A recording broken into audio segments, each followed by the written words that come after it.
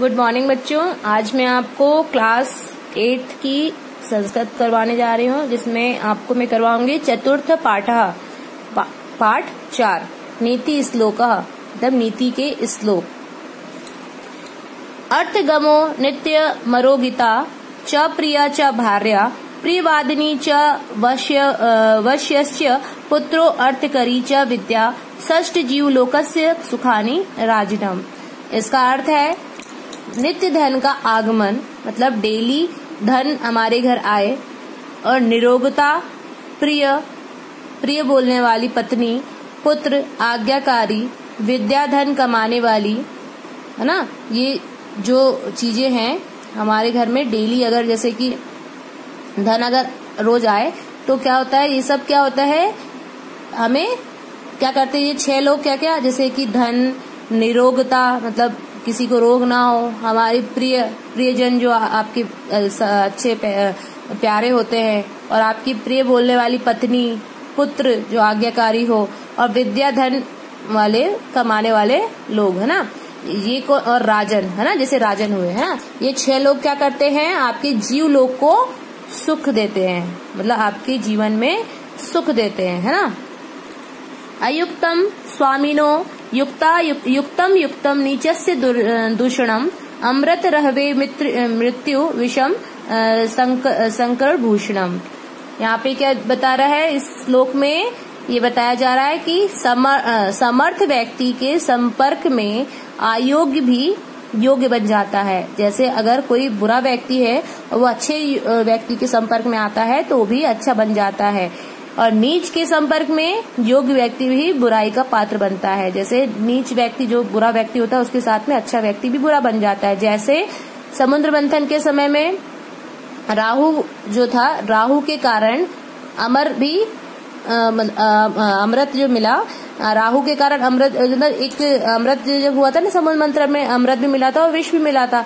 तो जो राहु था उसके कारण अमृत भी मृत्यु लोक में का, मतलब उसने क्या किया था, गलती से, मतलब एक होता है ना भ्रमित करके अमृत का ग्रहण कर लिया था, तो उसके कारण क्या हो गया, मृत्यु का कारण बन गया, है ना। उसने वो पी लिया था, अमृत छुप के पी लिया था, जिसके कारण उसकी मृत्यु हो गई। जबकि जो शंकर जी थे उन्होंने क्या किया, जो उनके लिए जो विष, उन्होंने क्या किया, उसमें से विष भी निकला था, तो शंकर जी ने उसे पी लिया था।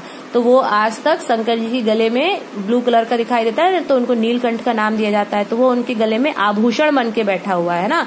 और वही इनके गले में, राहु के गले में जैसे अमृत गया था तो उनका गला काट दिया गया था, विष्णु जी ने काट दिया था, तो वो क्या हो गया, उसकी मृत्यु का कारण बन गया, है ना। फिर है अमृत चेव मृत्युश्च द्वयम देहे प्रतिष्ठान मृत्युमा पदते मोहात सत्येन पदते व्रतम। यहाँ पे क्या बताया है कि जो अमरता, मतलब इस पद में बताया है कि अमरता एवं मृत्यु दोनों शरीर में प्रतिष्ठित है।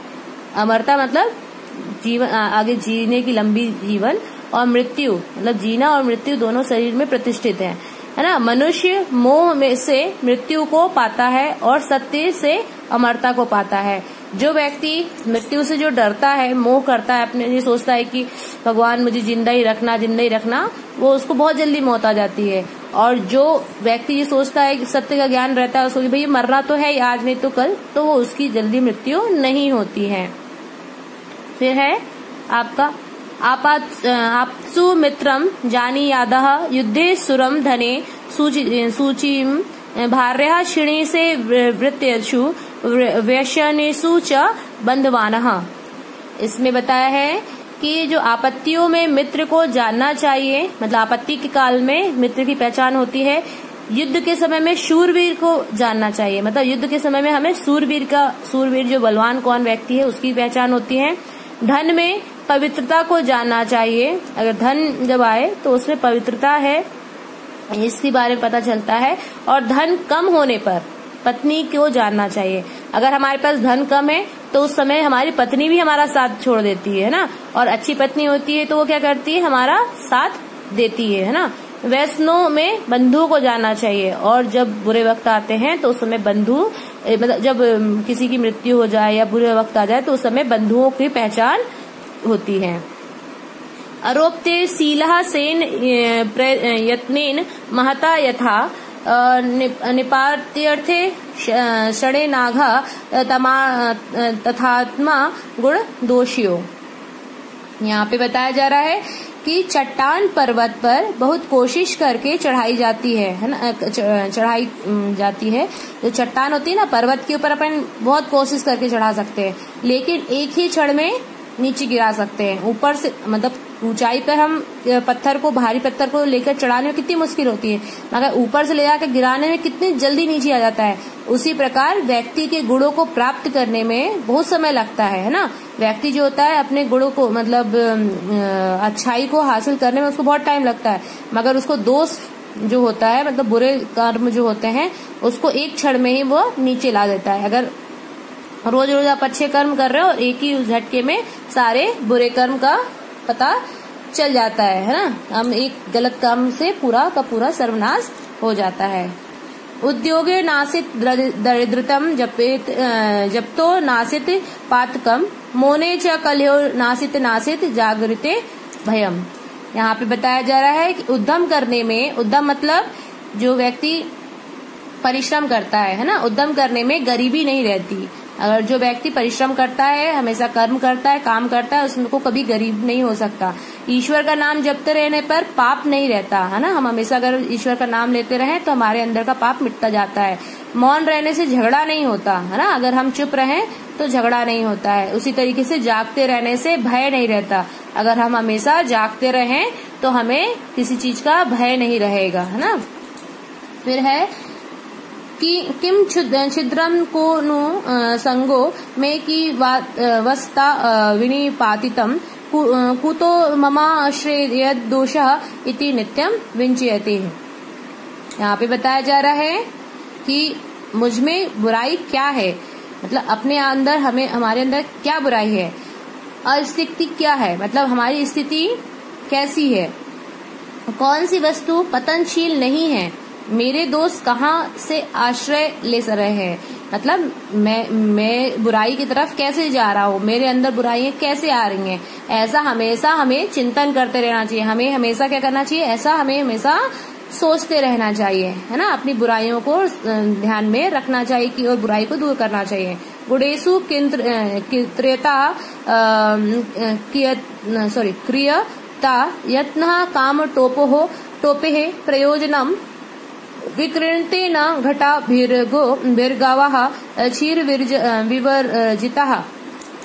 यहाँ पे बताया जा रहा है कि व्यक्ति को गुण अर्जित करने के लिए यत्न करना पड़ता है। यत्न मतलब बहुत प्रयास करना पड़ता है। और बाहरी आडंबरों से क्या लाभ, मतलब दिखावा नहीं करना चाहिए, उससे कोई लाभ नहीं होता। दूध रहित के जो गाय होती है, मतलब जो दूध देने वाली गाय होती है, उसके गले में घंटी लटका देने से वह बिकचकती नहीं है। जैसे कि आपने देखा होगा कि दूध निकालते समय अगर उसके गले में अपन घंटी लगा देंगे तो वो जो दूध देने वाली गाय रहेगी वो बिचकेगी नहीं, है ना, दूध देते समय में। उसी तरीके से हमें क्या करना चाहिए, अपने गुणों को हमेशा अर्जित करना चाहिए, है ना। तो ये गुण गाय के अंदर भी होता है, उसकी वो अपने मतलब इस मतलब उस घंटी हमेशा उसको संदेश देती रहती है कि आपको कोई बुरे कर्म नहीं, मतलब हिलना डुलना नहीं है, इस तरीके से। और हिलेगी तो फिर आवाज आएगी। नेक्स्ट है निर्धनस्य विषम भोगो निस्सत्वास्य विषम रमणम अनभास्य विषम शास्त्रम अर्जुने भोजनम विषम। यहाँ पे ये बहुत बताया जा रहा है कि गरीब के लिए भोग विलास विष के समान है। जो गरीब व्यक्ति होता है उसके लिए ऐश्वर्य भोग, है ना, ये जो होते हैं मतलब दिखावा, ये किसके समान है, जहर के समान है।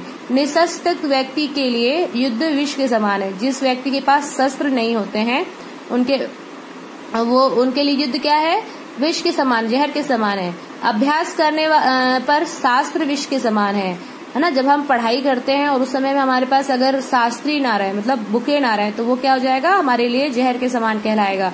तथा अपच में भोजन विष के समान है। जैसे कि हमारा अगर पेट खराब है, हमें अपच है, खाना हमें पच नहीं रहा है, उस समय अगर हम भोजन करेंगे तो वो हमारे शरीर में विष के समान काम करेगा। ठीक है, तो ये चीज हमें ज्ञान मिलता है इस पूरे पंक्तियों से। तो आपको बच्चों इसमें जितनी भी ये पूरी 9 पंक्तियां मतलब श्लोक दिए गए हैं, इसमें से कम आपको 2 आपकी कॉपी में लिखनी है, कोई सी भी 2, है ना, और आपको वो दोनों याद भी करना है, आपके पेपर में भी आएगा। उसके बाद आपको ये शब्दार्थ आपकी कॉपी में करना है, पूरे शब्दार्थ नहीं करना है, कम से कम 10 करने हैं बस, और बाकी का मैं क्वेश्चन आंसर की PDF आपको सेंड करूंगी। Thank you.